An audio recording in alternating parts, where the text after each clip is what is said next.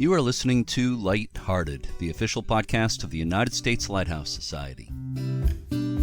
My name is Jeremy D'Entremont. Welcome. Today is April 21st, 2024, and this is episode 274 of Lighthearted. My special co-host today is Jeff Gales, Executive Director of the U.S. Lighthouse Society. Hi, Jeff. Hi, Jeremy. Thanks for having me do this. You're welcome. Before we get into today's episode, I just want to mention that we will be introducing a new segment a little later, a news report on lighthouses in southern New England by my friend Judianne Point. I'll explain more about that later. This episode of the podcast is pretty special. I recently had the pleasure of spending a week in Washington State, attending some board meetings of the U.S. Lighthouse Society, among other things. One of the people in attendance was Wayne Wheeler, who founded the society back in 1984. I didn't want to miss the chance to interview Wayne and his wife Sally, and the interview happened in their hotel room on the night before they went back home to North Carolina. We'll be listening to the interview in two parts this week and next week.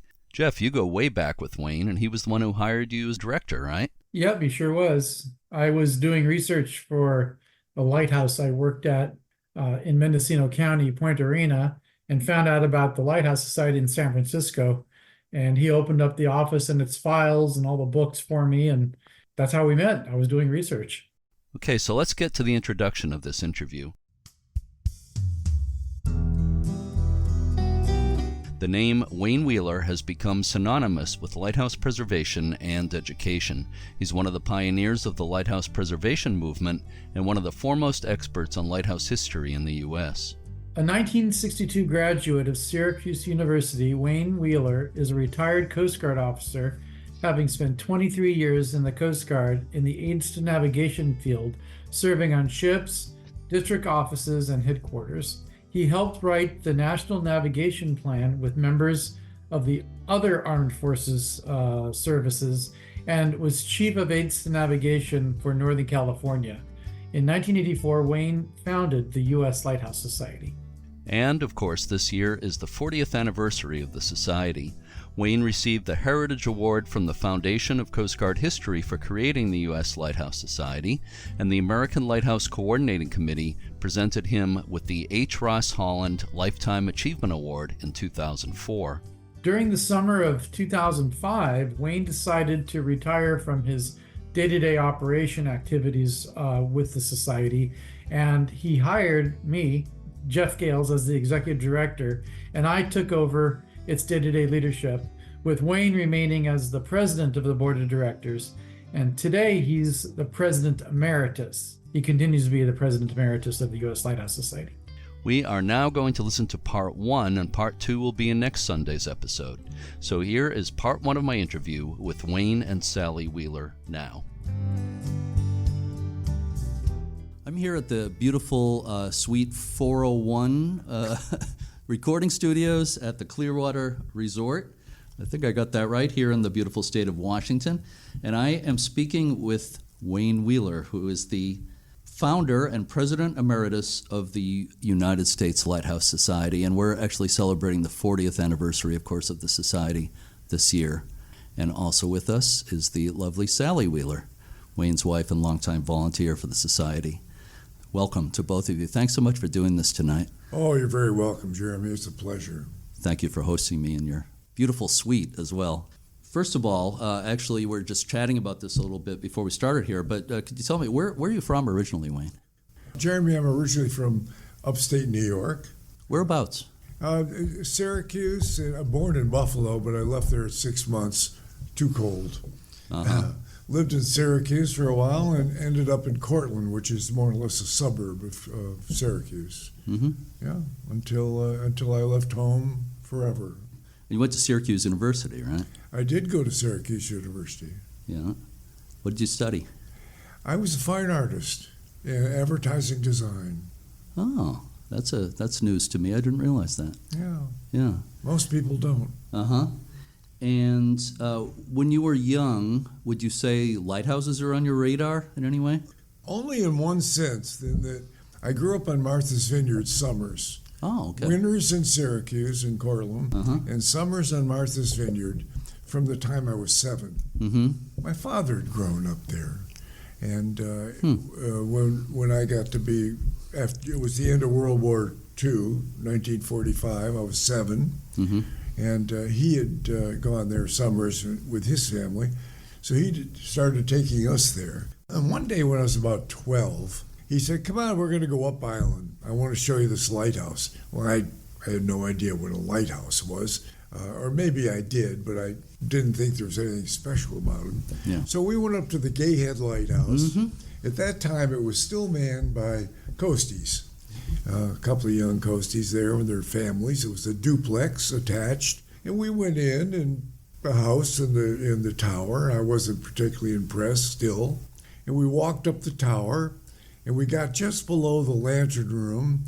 And a young Coast Guardman, he had to go up a kind of a steep ladder into the lantern room, and a young coastie helped me up into the lantern room, and there's this first order lens. They're 6 feet in diameter, overall 19 feet high with the underpinnings, and it was glistening in the sun, and it was like looking at the universe. It was the most incredible thing, and bingo, it was just, now I knew what a lighthouse was, and I was very impressed with that. You saw the light, in other words. I saw the light. Yeah. Hey, very good, Jerry. Gay Head was one of my first lighthouses. Is that right? I would say I was about 10 years old. My brother worked for several summers in Edgartown, the Edgartown Inn, and the rest of the family went there to visit him, and we went to that lookout where you look over at the cliff and the lighthouse, you know what I'm talking about, near the shops that the Wampanoag Indians run there.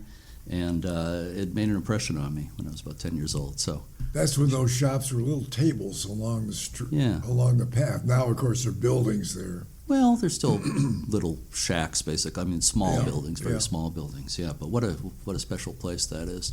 And that lens now has a beautiful new home at the new Martha's Vineyard Museum. It does. Yeah, you know, the old sailor's home. Yeah, exactly. Yeah. So you joined the Coast Guard, right? I did. After college, you had to get in the military in some way, or you'd be drafted.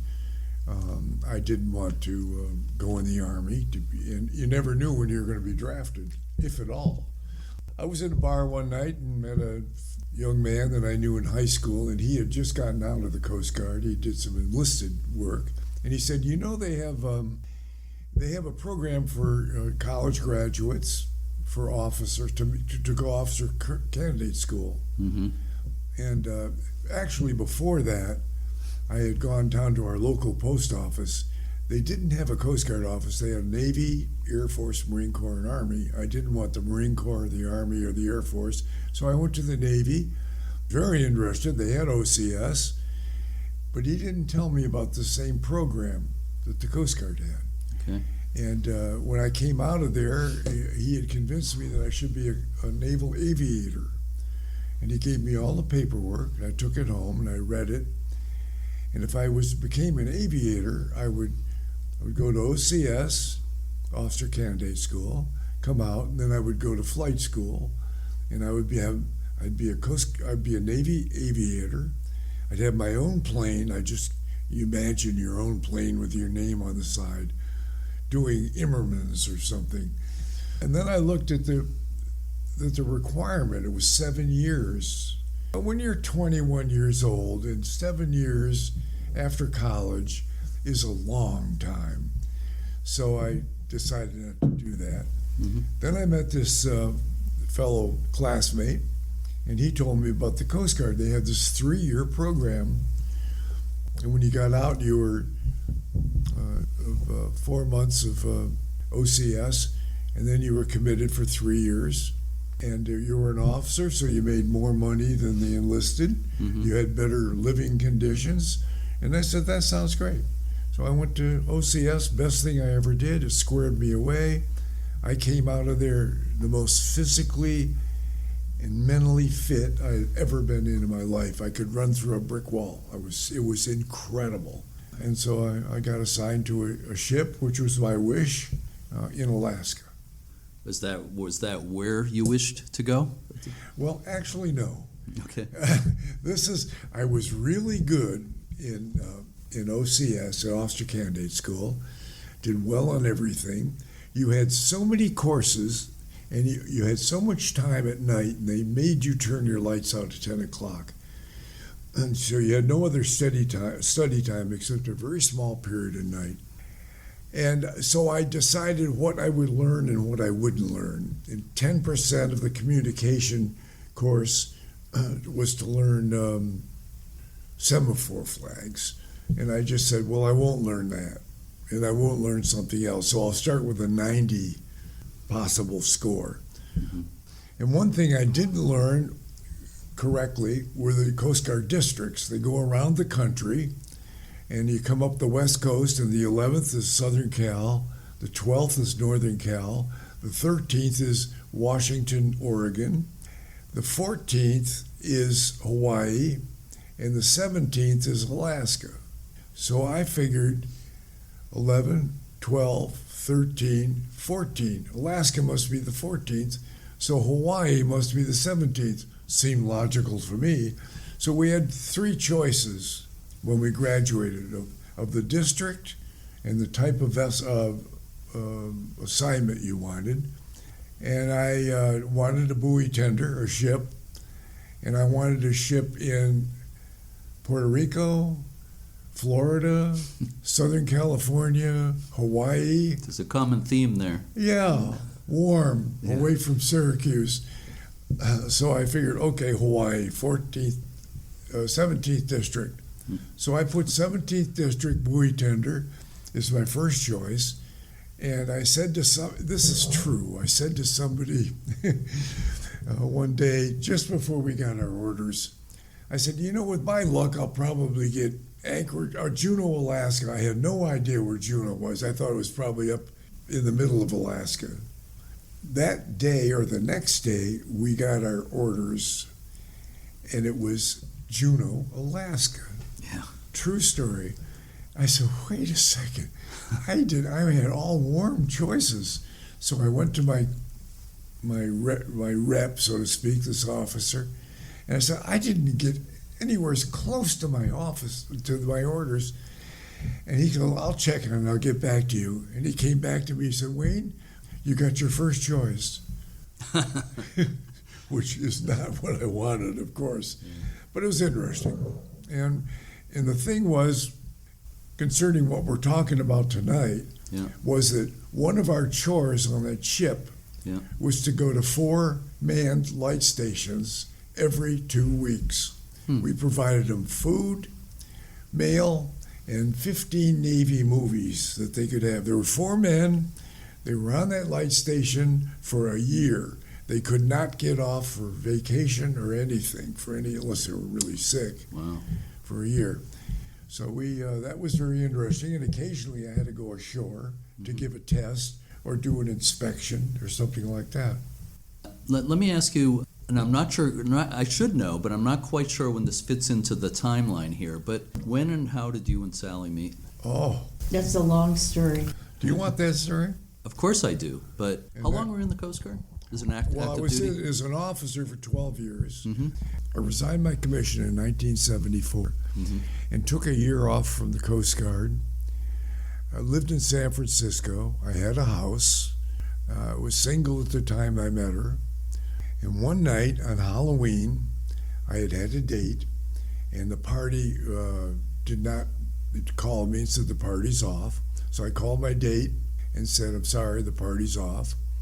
And right after that, a friend of mine called and said he was flipping a house in San Francisco. He said, come on over, we're having a little Halloween dinner. And I said, okay, I don't have a date. And he goes, don't worry about it.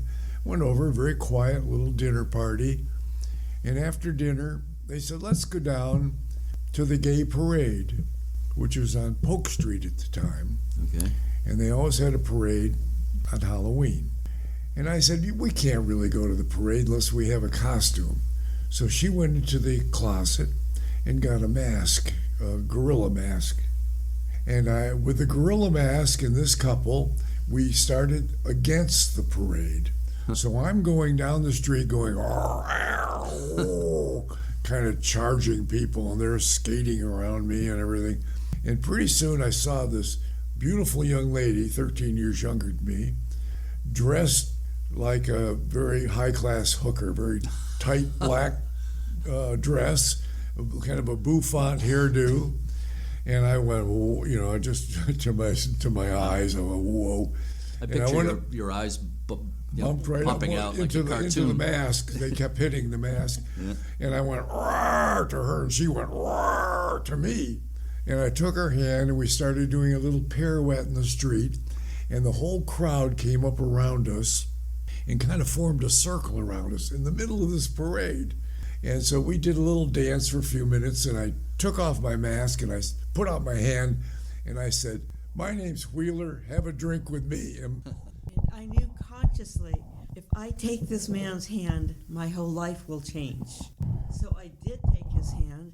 I've never seen the people I was with since that evening.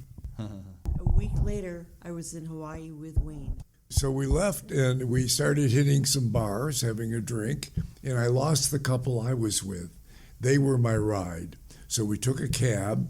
We went out, went back and got my car, went out and had something to eat at 4 in the morning. Mm-hmm. I took her back to her apartment, and I found out she was working for Saks Fifth Ave. I wasn't working, and she had to be there at 8 o'clock or whatever. No. And she goes, "Would you like to come in?" And I said, "Are you kidding me? You've got to go to work, blah, blah. It is 04:30 in the morning." And I thought that at that point, it's so late, why go to bed? That's true. So I got her phone number for work and home, and that was Friday. Saturday, I called her at work, and I said, "If you don't go out to dinner with me tonight, I'm going to hold my breath till I'm blue in the face." She goes, "Well, I better go out to dinner with you." Went out to dinner, took her home. Next day, there was a big party a friend of mine had. We went to the party. After the party, I said, taking her home, I said, "Would you like to go to Hawaii next Friday?" She goes, "Well, you better ask me when you're sober." So Monday morning, I knew about the time she'd get up to go to work. So I called her. She answered the phone, and all she heard when I turned the record player on was "Sweet Leilani, Lula-la-la, Lululi." And then I said, "Well," she goes, "I'll see if I can get some leave or some time off." Yeah. And she did. So I called. I already had a ticket for next Friday, or Thursday or Friday. This Friday. To visit a friend of mine, a retired Coast Guard commander, who had just built a house in Lanikai, which is across from Honolulu on the windward side. And I was going to do some carpentry work for him because his house was not quite totally finished. So I said, "Bob, I'm in love. I'd love to bring this young lady over." And he said, "No problem." Yeah. I said, "Well, you got 4 kids at home, 3 in high school and 1 in grade school. You better talk to Shirley." "Oh, don't worry about it. Come on." I don't know. "You better talk to Shirley." Well, Shirley didn't have any problem.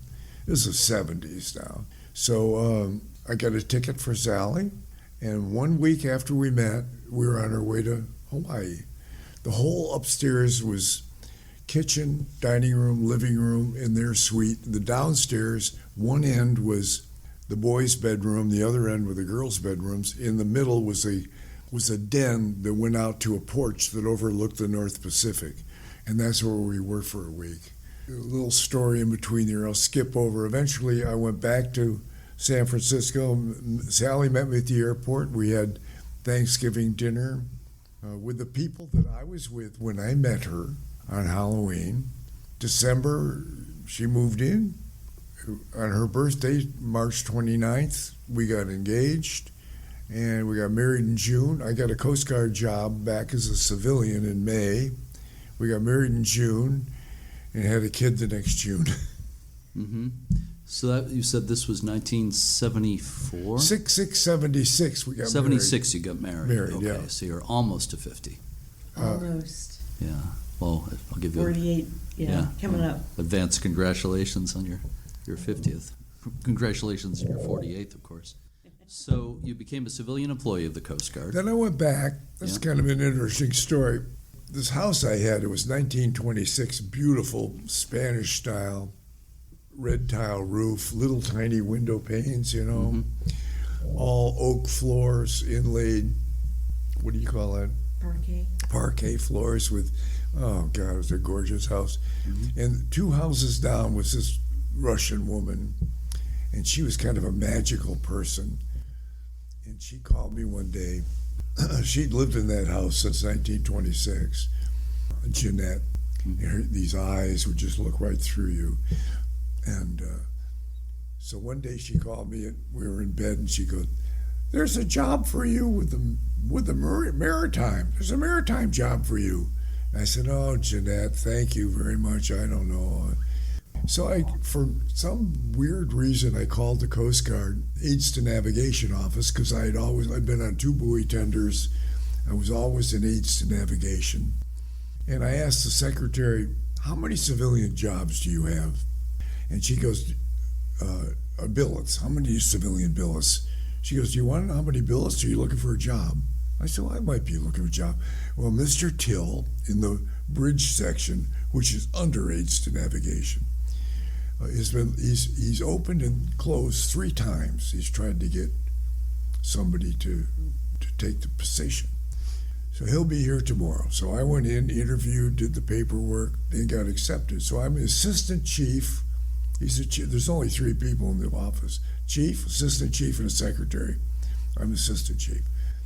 A GS9 at the time was pretty tough to live in San Francisco in a GS9. Anyways, a year later, the civilian under the commander aids to navigation branch retired. And the job was advertised. My boss put in for it. I put in for it, and I beat him out. So the guy that hired me, I'm his boss the next year. Wow. And so I'm assistant aids to navigation under a commander. And the commanders kept retiring early, or they'd be on TDY, temporary duty, somewhere for 6 months, or they get transferred early. And I'm doing all the work. I'm doing the work as assistant and also the chief, pretty much, which I loved. It was great. And finally, they just said, "Wheeler, you got it." So they elevated me to the chief of the branch. I was already at 12, and it couldn't go any higher there, so I was still at 12, but at least I was in charge, which I liked. Loved the job. And what happened was, the most letters and phone calls our public affairs people got from the public concerned lighthouses. Mm-hmm. And they were not steeped in the knowledge of lighthouses. They were into drug interdiction and port security and military readiness and search and rescue and all of that stuff. So they came down to my office, and I had books that went back to 1852 in the library. Mm-hmm. And I said, "Just leave it in my in-basket and I'll research it." And I had files on lighthouses. And so I started answering these letters. And I loved it. It was like eating peanuts. You open these books, and all of this research stuff is right there. It's covered in dust. Nobody's looked at these books. And I loved it. And I'm writing letters, and after about a year and a half or so, I got a letter from the superintendent of the Fort Sumter National Monument, and he wanted to know about the lens that was in the fort, on the fort parapets before the Civil War. Mm-hmm. He thought it was a first order.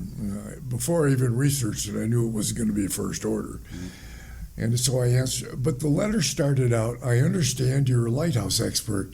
And I went, "Moi? I'm a lighthouse expert? Come on." I took it home and showed Sally. I said, "This guy thinks I'm a lighthouse expert. I'm not an expert." Anyways, I answered his letter. And then I got the idea of doing a lighthouse slideshow. So I put it together.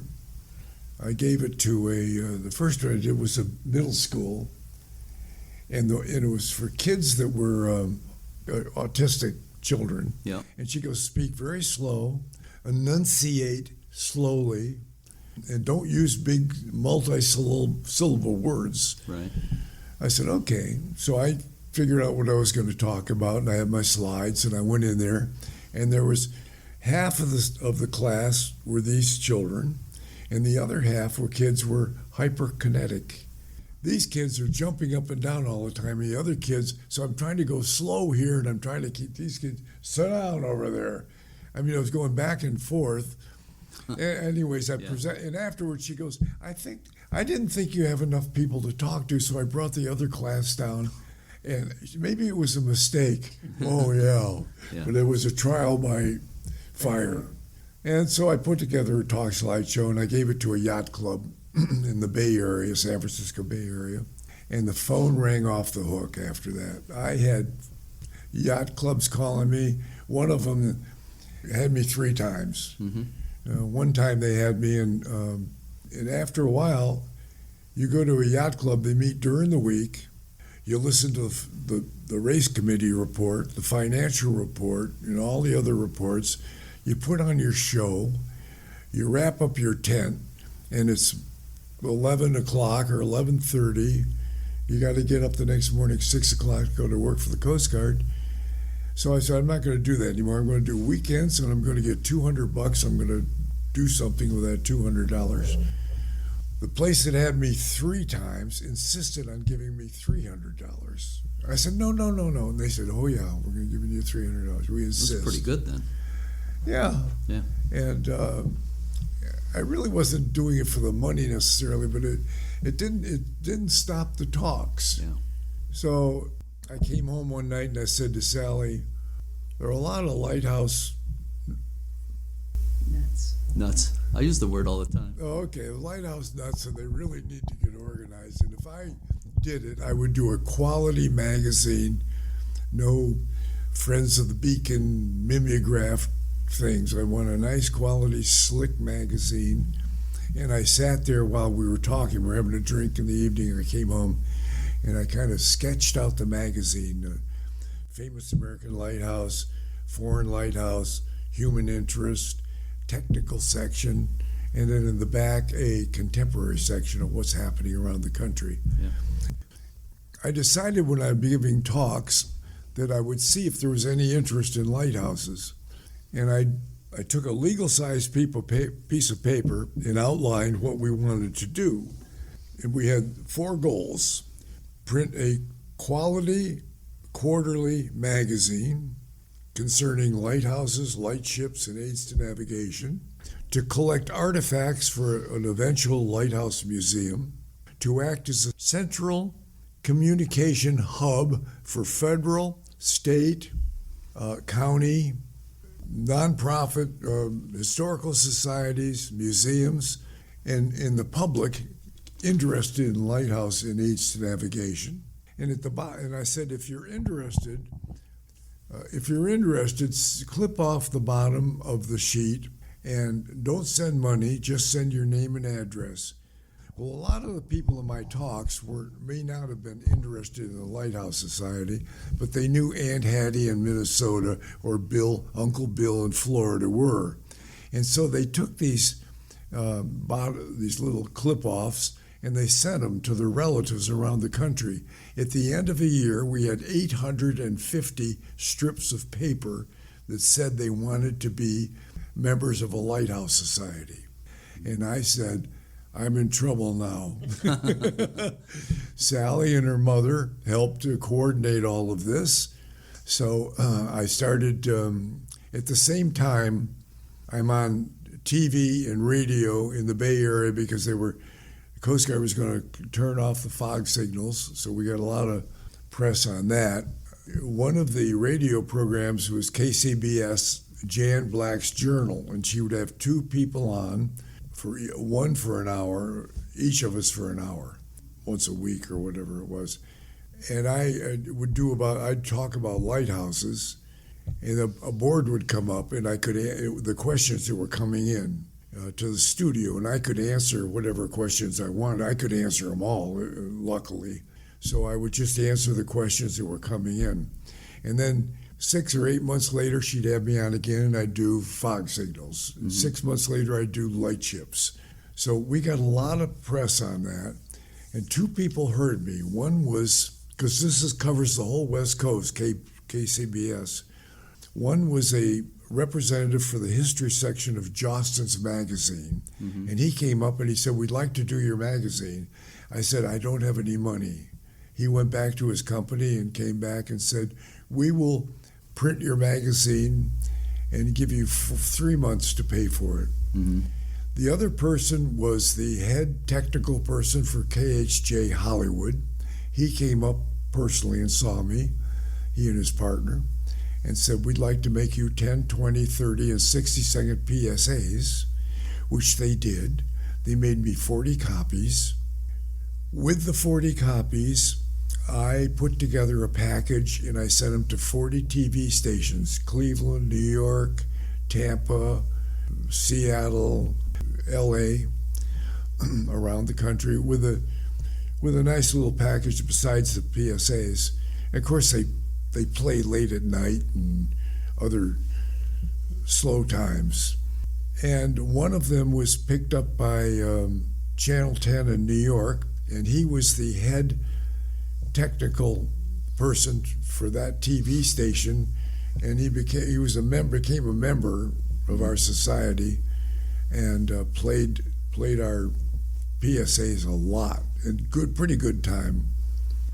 The other thing I did was I took a book of 4,000 historical societies in Canada and the U.S., and I picked out 400 of them, stayed away from the Bob Wire Society of Kansas.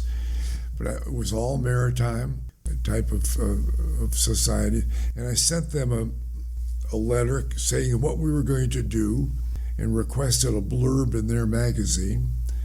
I picked out 200 every newspaper in the U.S. with a circulation over 60,000 and wrote them a letter, and 20 in travel and leisure magazines and yachting magazines, Sea Frontier, Yachting, other magazines like Sunset covers the West Coast, and we sent them also information, and we got a lot of coverage from all of that stuff. Playboy?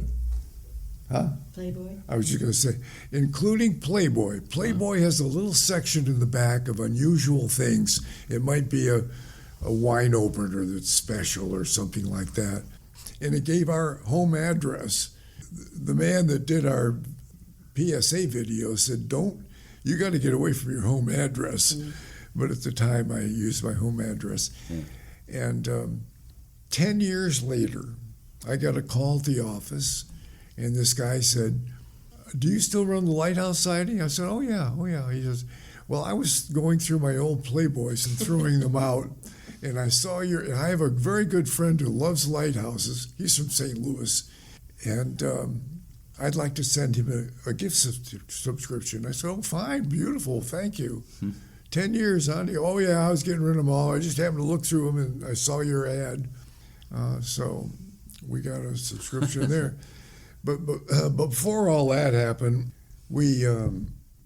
Sally had gone down to the Grant Center in San Francisco. There's a Grant Center in New York, and there's one in Cleveland and one in San Francisco. And she found there were 40,000 groups, corporations, whatever, that gives grants. Only 10 foundations have a maritime category nationally. Mm-hmm. Anywhere, there's some states that might have one or whatever, or regions, but not national. We sent a request to those 10, and we got shot down. And Jostens, which I told you about, came to see us, and I said, well, I don't have any money, and they said, well, we'll take care of it. So we decided we went for it. We put together the magazine, and after we were in our dining room, I didn't even have a typewriter. So nights I went into my Coast Guard office to use the computer and the typewriter. So anyways, after we did 2 magazines, Skaggs Foundation came back and said, we're impressed, come in for a grant. So I said that I wanted 2 filing cabinets, a typewriter, a computer, a matrix printer, yeah. And a typewriter you could plug into the computer so you could have a fancy letter done, because dot matrix is kind of grim then, and a very small photocopier. And it came to $9,400. They sent me $10,000. About the end of the year, we heard that we were going to be donated a lightship, a 60-ton, 130-foot long Coast Guard lightship that had been rusting out in a harbor south of San Francisco. And I said to Sally, I'm not going to go in for a grant. We don't need any money. We have no salaries. We have no overhead. I'm working for the Coast Guard now, still. And then I got a letter from Skaggs inviting us to come in the $10,000 to $15,000 range. Unheard of, inviting us. So I sent him a letter and I said I'd like $15,000, $10,000 for the lightship, and $5,000 for our first color brochure. And they sent us $15,000. We got the lightship. I had a retired Coast Guard captain sail it up to Oakland, so another story all by itself, and quite amazing. In fact, Oakland's, I couldn't find a place for the lightship, any harbor around San Francisco. I said, well, maybe Humboldt Bay, even it was a long way away, or San Diego. No. So I called Oakland. I said, do you have an old industrial pier we could tie up at for free? We're a nonprofit society. We're going to have a ship that's going to be a National Historic Landmark. And they said, yeah, maybe we do. How long do you think it's going to take? I go, 6 months. We were there 19 years. It was all volunteers. We totally restored that ship. I got donated paint, a donated radar. I got a $110,000 matching grant from the government to do the bottom, to put it in the shipyard. And it was a very good project. So after about a year, 2 years, I would take the Skaggs Foundation person, my contact. I took him to the ship and showed him our progress. Every quarter, the people that gave us this money, every quarter, I would send them our financial report. Any magazines, we've been in Smithsonian, we've been in every newspaper in the country, the Providence Courier, the Providence Journal, the Hartford Current, the Hartford Current, the Sun-Times of Chicago, New Orleans Picayune and Bugle, the Constitution of Atlanta, and so on and so forth. New York Times 3 times, a lot of magazines. People, I was in People magazine. Were you in People when it was the sexiest man on the cover? Oh, sexiest man the on sexiest the cover. man of the year. Yeah, it was a picture of me in a second order lens. Of course. With all of this publicity we got, a man in Utah sent us a check for $20 and said, I sent it back to him. This is before we started the society with my nonprofit. Before I got my nonprofit, this man sent $20 and I sent it back and I said, we don't have our nonprofit yet. I'll let you know when we do. And he sent me back $40 and he said, I don't care whether you're profit or nonprofit. It's a great idea. Keep it. So we went for there. So when we finally went for membership, I figured it was going to be $12,000 to print the magazine 4 times a year and $3,000 to mail it and to do a membership card and a bumper sticker. And we asked for $15 for a member. And so it was going to be, I wanted 1,000 members at $15, so it would be a wash. Mm-hmm. At the end of the first year, we had 1,800 members. Our expenses were not $15,000, they were $45,000 with no overhead and no salaries. But we took in $48,000. And it just went from there, it went crazy. People heard about us. They started sending in pictures of their grandfather who was a keeper. They sent us lighthouse books, historical books. It just, you opened the door, it was like Christmas. Boxes of stuff were coming into us. and it was just going crazy. One time we came home from a trip, and there was about a 4-foot tall concrete lighthouse on our porch with a little note saying, "My mother has abandoned me. Please, I need someone to take good care of me." We moved it to another place on the porch and took care of it. So it was really kind of magical. I took this Skaggs, Mr. Jellies from Skaggs, to the lightship and showed him our progress. This is year 2.5. So we're up to, what, about 1985 here? Oh, no, we're up to 87. Okay. 86, 87. And I showed him through the ship, and then we went out to lunch, which he paid for. And he said, "What are you going to do?" I said, 2.5 years I'm working for the Coast Guard, and I come home, and then I work in the evenings and all weekends in the dining room for the Lighthouse Society for nothing. 2.5 years, and Sally's doing a lot of work. When I'm in the Coast Guard, Sally, my wife, is going around doing all kinds of things during the daytime that I can't do, including taking the magazines, which we used to bag in my living room, all 2,000 copies, put them in the Volvo, which took the back end of the Volvo down to the street practically, and she had to take them across the bay to Alameda to ship them. So I would come home, and then after 2.5 years, we got a mom-pop grocery. It used to be a mom-pop grocery store, about 400 square feet, a little small store. And I hired the first person before me even. So at that time, I would come home from work, have dinner, and go down to the office all night. 12 hours Saturdays, Sundays. Never saw my son. Gave him Wednesday night for Christmas one year. It was just getting crazy. So I said to him at lunch, "Mr. Jelly, I can't do this anymore. I'm doing 2 full-time jobs, and I've got to quit." And he goes, "Well, how much money do you think you need?" And I said, "Well, I can live on a third less. My wife can get a job. We can sell a car." And he goes, "Well, after lunch, I'm going to recommend to the board that we give you $25,000 a year as a stipend, only for you. Doesn't mean how much you can make, for 4 years, $100,000. I dropped my fork. I literally dropped my fork. I couldn't say anything. I mean, I think the word is gobsmacked. And less than a week later, I got a confirmation letter which said, $100,000, let us know how you would like it distributed to best meet your financial needs. So I took 12.5 every 6 months.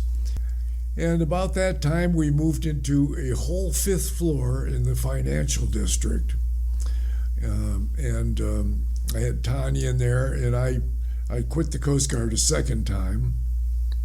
And we had the elevator open, and you were in our offices. It was a very nice small office building, but very nice offices. It had been a lawyer's office, actually. So we were in there. After that grant ran out, he called. He said, "In 6 months, your grant's running out. Do you need some more money?" I said, "No, we've got to stand on our own 2 feet." And after that, he would take me up to the Pacific Union Club, a very hotsy-totsy place in San Francisco, for lunch. And one day he said, "We're not through doing business. Do you need any more money?" And I said, "No, I can't think of anything." He said, "Well, you go back to the office and think about it." I mean, this is crazy stuff. It's unheard of. And so I went back and I said, "Well, I guess I need another $5,000 for brochures." So I wrote a letter and he sent me $5,000. Just amazing. But all of this, and then year 2, people started coming in, and they wanted tours. I decided to end part 1 of the interview there when Wayne starts to talk about the early days of USLHS tours. In part 2, he tells a lot of great stories about the early tours in Russia and other places. He's an excellent storyteller. Jeff, I know you've been a part of the tours for a long time, and you have some good tour stories too. Oh yeah, I've been on a few, and anytime you go on a Lighthouse Society tour, you come back with lots of great stories. It's not only educational, but traveling is just fun. You're going on these trips with people who share a common interest, and you all get along. I mean, one of the best parts about the society tours are the friends that you make, and people tend to go on more trips with each other, after the first one they take. And not only Lighthouse Society trips, people become friends for life. I mean, you create very strong bonds on our tours. People who travel to see lighthouses, and I think people who travel much in general, pretty much know that not everything ever goes according to plan. There's always going to be something that comes up that's kind of throws a monkey wrench in things. But that is the great thing about these tours, that even when things vary a little bit from what was originally planned, people roll with it. You might have some bad weather for a cruise or something, and you do something else. You make the most of it. You have fun. I think you have to put it in perspective. You're on the trips to have fun, and it is fun. You just got to be flexible. One of the things we never touched on in the interview was the beginning of the Lighthouse Passport program, which I know Wayne had a lot to do with. I think that started in 1994. Yeah, and Wayne will tell you that anything besides the Keeper's Log Journal, education, the Society's archive and library was all extra stuff. He really focused the Society on research and preserving the history of the Lighthouse Service and U.S. Lighthouse Keepers and their legacies. So fun things like the Passport program and the tours, what have you, they were all afterthoughts, but they've become so popular, especially the Passport program. Our new members, people who find out about the Society and join, our new members are usually those folks who go to lighthouses and tour them. And when they find the Passport program, they get really excited. And it is exciting. I mean, you get rewarded for going to see lighthouses, and it's fun to keep track of your visits. It's a brilliant program, and it's a way for the Society to engage people on a very basic level and encourage them to go out and see these beautiful lighthouses. With the tours, the Keeper's Log Journal, the Passport program, and many other things, Wayne, I think, kind of laid the groundwork for the Society. Many of the things he started are still going on today. I would say everything he started is going on today, and we've expanded upon what he's started, including the most incredible digital resource for Lighthouse history, I think, in existence, including our research catalog for Lighthouse history, and also the fact that we are giving away Lighthouse grants regularly every year now to lighthouses around the country. That's huge, and that's something that couldn't have been made possible unless Wayne started the Society and helped grow the organization from the very beginning. I also want to mention how happy I was that Sally Wheeler also took part in the interview. She was right there in the thick of things in the early days of the Society. Absolutely. Yeah. I mean, he started the Society on his dining room table in their house, and so she was involved from the very beginning. They complement each other very well as a couple. I mean, he has his strong points, she has her strong points, but together they make a great team. So, Jeff, according to Wayne, you showed up at the Society's office to ask questions about lighthouses back when you were working at the Point Arena Lighthouse in Northern California. He said you were wearing a suit and tie when you came to see him. Is that true? Yes, I was. Well, coming from my background, working for museums and what have you, I always wanted to make a good first impression. And I was going to San Francisco, the big city from Point Arena, Mendocino County, where you never wore jackets or ties or whatever. I wanted to make a good impression, and was probably one of the best decisions I ever made. Yeah. To dress up to go see Wayne that first time. Yeah, well, it obviously made an impression on him. Here he is, however many years later, kind of emphasizing how that really impressed him. So almost 20 years later, he's still impressed by my suit. Excellent decision. So before we finish this episode, I want to introduce a new segment. Judianne Point is a volunteer in charge of tours for the Friends of Pomham Rocks Lighthouse in Rhode Island. She's also the first vice president of the American Lighthouse Foundation, and she's co-hosted this podcast a few times. Judianne is going to join us periodically to fill us in on news from lighthouses in southern New England, which includes Connecticut, Rhode Island, and Massachusetts. Hi, Judianne. Hi, Jeremy. How are you? I'm good, thanks. How are you doing? I'm doing fantastic, thank you. It's a nice but cool day here in New England. I love the spring. Yeah, me too. So I understand you have some news about a Cape Cod lighthouse, is that right? I certainly do. I'm going to talk about the Highland Lighthouse is a rededication ribbon cutting ceremony coming up on May 3rd. Now, some of the listeners may not be familiar with the Highland Lighthouse. It's also known as the Cape Cod Lighthouse. It was the first lighthouse built on Cape Cod and was first illuminated in 1798, so it's been around for quite some time. It's on what we call the Outer Cape within the Cape Cod National Seashore, part of the National Park System. It's located in the town of North Truro. So the other day, I got an email from Ken Rose, who is the operations manager, and he is with Eastern National, a not-for-profit organization that supports national parks through grants and such. Ken asked us to make the announcement for this rededication because it had been postponed from last year, and it celebrates the extensive repairs that have been done to the lighthouse from 2019 to 2022 at a cost of $2 million. These repairs included improving the ventilation and airflow systems due to poor evaporation of moisture within the walls. Historic preservationists from the National Park Service took on this major task. As part of the process, a lot of bricks had to be repaired or replaced, as well as corroded iron elements. And interestingly enough, I found out, when the lighthouse was moved back 450 feet inland away from the eroding cliff in 1996, all the vents were filled in to stabilize the structure, causing further deterioration because of moisture buildup. So all of this was repaired recently, and that is why they are celebrating this amazing feat of engineering and dedication. So Ken Rose would like to invite the listeners, any of those who happen to be on the Cape, on May 3rd, to join the Cape Cod National Seashore and Eastern National for the Highland Lighthouse rededication ribbon cutting ceremony on Friday, May 3rd, 2024. It's at 10 a.m., rain or shine. There'll be some speeches from Cape Cod National Seashore and Eastern National, a ribbon cutting, and at 10:30, they're going to welcome everyone to tour the building and lighthouse. The season will run from May 3rd to October 31st at the Highland Lighthouse. And if anyone's interested, check out their website. It's at www.highlandlighthouse.org. So come see Highland Light shine stronger than ever. Fantastic. I'm so happy to hear about this, the conclusion of the restoration of that lighthouse. I was aware of that, and I was aware of what you just talked about how they had to fill some of the interior of the lighthouse in to make it more stable, to move it back in, I believe it was 1996. Yes. It's a great place, and as you said, the old site of it's not the tower there is not the original one, but it was rebuilt. I think it was 1857. But as you said, the first lighthouse was the first one on Cape Cod.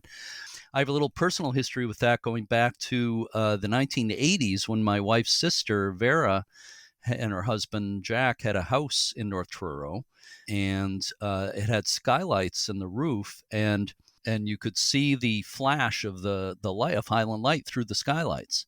I love it. I love it. So I really love seeing that. But then when they moved it, you couldn't see that flash anymore. So I missed that. Yeah, back in the 1990s. Now, I wasn't into lighthouses back then, believe it or not. But my husband and I, we used to go out to the Outer Cape every year to do hikes with our two sons. And I have a great photograph of my husband and my two sons when they were probably in their teens. They had played golf because there's a golf course right there. Yep. And I have the lighthouse right in the background. Now, at the time, it was just a lovely backdrop. Little did I know how involved I would be with lighthouses years later. Yeah. So that is a cherished photo. Uh-huh. Yeah, the lighthouse, when it was moved, was put basically in the middle of the golf course, more or less. So some people have called it the world's largest miniature golf course, Every mini golf course needs a lighthouse. So, but just one more quick story about my personal history with that. When they moved it in 96, my wife Charlotte and I went to see some of the move one day. We lived near Boston at the time. And we got there and nothing is happening. The lighthouse had already been moved part of the way.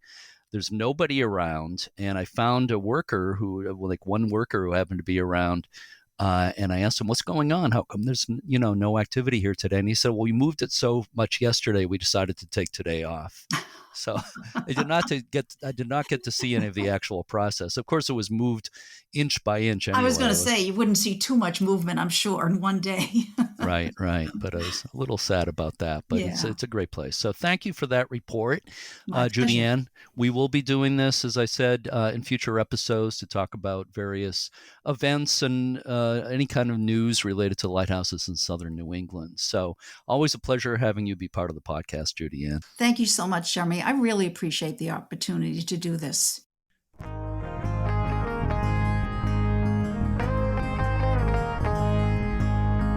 So, Jeff, are there any other Wayne stories you'd like to tell us before we wind down this episode? Well, Wayne is very charismatic. That's one of the things I think that drew me to the U.S. Lighthouse Society. Certainly others enjoy his energy and his charisma. And one of the things eventually you'll have to have him do for you is that Wayne does amazing fog signal imitations. And he can do all the different types. It's incredible what he can do, and it's hilarious. So at one point, we'll have to get Wayne to do his fog signal impressions. To me, it shows an aspect of Wayne's personality. He's not only a leading lighthouse historian and expert on the subject, he can laugh at himself and have fun with it. And that's what's made the society so popular. It's the entertainment value in addition to the preserving history that makes it successful. Yeah, well, in the interview too, he talks about being an actor, and he does a little bit of his performance as like an 18th or 19th century lighthouse keeper that he does for a class that he teaches. So he gets into it for sure, and he's good at doing different voices and stuff like that. We will be back with part 2 of the interview with Wayne and Sally Wheeler next week. For now, to all our regular listeners and our new ones, thanks so much for listening, and keep a good light.